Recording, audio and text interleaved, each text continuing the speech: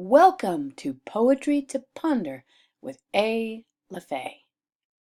Today, let's talk about April is a Dog's Dream, a poem by Marilyn Nelson, and the power of specific words. April is a dog's dream. The soft grass is growing, the sweet breeze is blowing, the air all full of singing feels just right. So no excuses now. We're going to the park to chase and charge and chew. And I will make you see what spring is all about. So, what'd you think of that poem? Take a minute to ponder it. That means to think about it a little bit. What do you notice? Well, number one, let's look at the first line. April, the month of, is a dog's dream.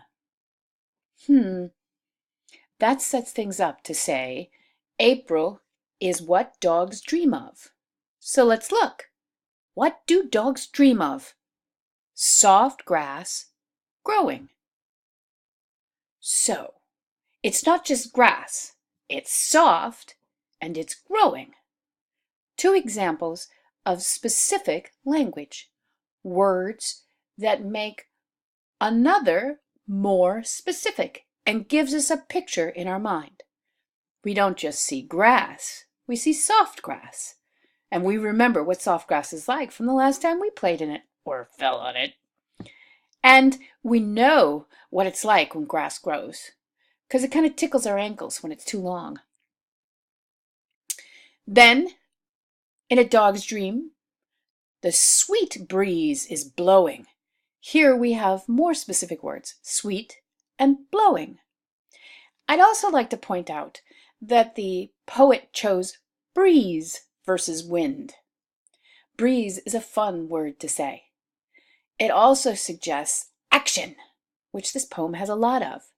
So when we choose specific words for our own poetry, we can think about things like, what does it add to the poem? In terms of sweet, it adds a flavor. In terms of breeze, it adds a word that describes something, but it also has great sound and a hint of action with the strong EEZ. Plus, we see blowing, which is an action. So we can see the breeze moving. Next, she says that the air all full of singing. Now, you may be wondering, how can the air sing? Is it because it's blowing? Or is it the birds that are all excited about spring and building their nests and getting ready for the arrival of their eggs? I think that might be it. And it feels just right. So here are examples of specific words that make us know how it feels to have the air full of singing. So no excuses now. Here, I think the dog is talking directly to its owner. We're going to the park. This gives us a specific location.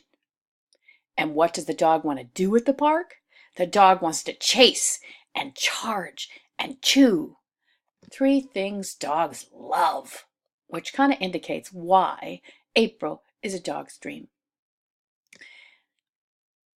It also says, and I will make you see what spring is all about. Interestingly, springing in this case is not just a reference to the season, but also what a dog does when it chases and charges and chews. Hey, did you notice there's a lot of ch, ch, ch in that sentence? Kind of like a dog when it chases, charges, and chews. So, some things to think about when it comes to specific words.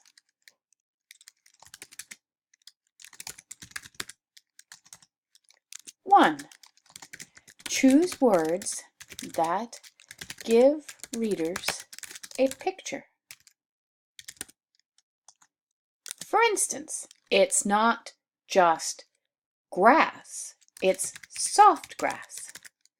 And what's that grass doing? It's growing.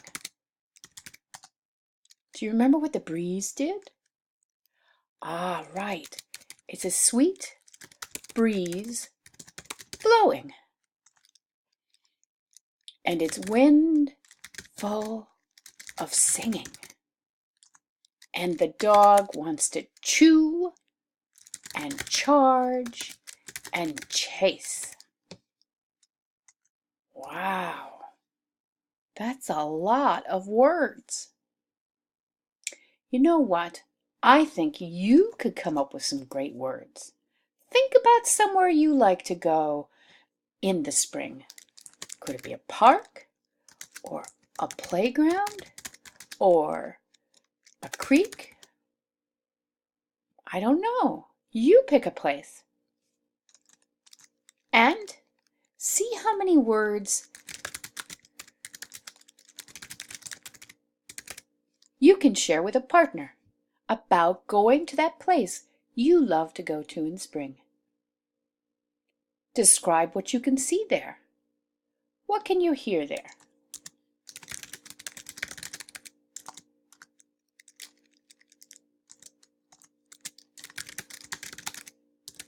What do you smell?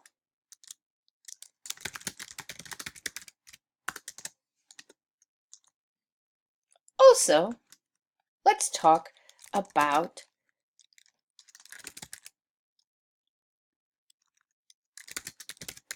sense words. Words that we can see, hear, touch, taste, and smell. Those are good specific words you can use to describe your favorite place in spring.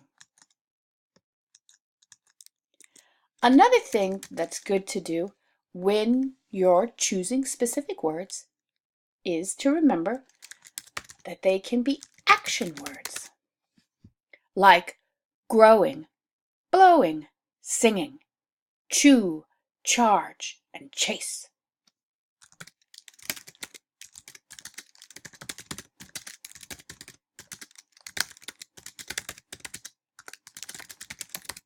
So, what are some of the things you like to do when you go to your favorite place in spring?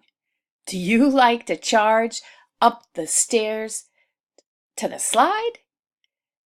Maybe you like to chase a friend through the grass. Are you the type who might want to sing or whistle along with the birds? All great things action words you can do in a poem about your favorite place in spring. Here's one more thing you might want to think about.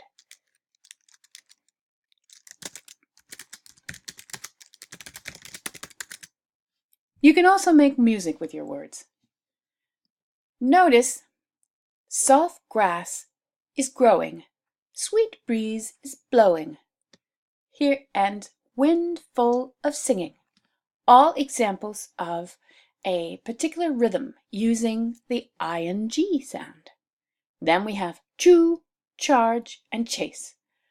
More examples of how words can create their own music. Also notice that breeze has a bit of music of its own, just by what it sounds like when you say it. Grass. Chew, charge, chase. They all have great sounds in them. So, as you think about writing your own poem for spring, perhaps you can look at ways to be specific by choosing words that give readers a picture, by using sense words like see that show you what you can see, hear, touch, taste, and smell. Also consider the power of action words to show movement, like growing, blowing, singing, chewing, charge, and chase. And don't forget that your words can create music by using repetition of specific sounds, such as the ing words you find here, or the beginning of words, like chew, charge, and chase. most important, have fun sharing your favorite place in spring in a poem of your own. Right on, folks! See you soon. This is Ayla Faye with Poetry to Ponder. Thank you very much.